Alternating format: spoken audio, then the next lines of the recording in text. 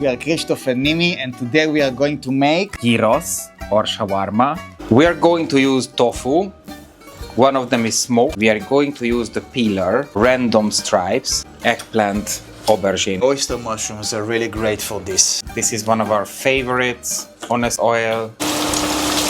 We can start to think about the flavoring. A really meaty dish. Black pepper, soy sauce, mustard, smoked paprika. Yes.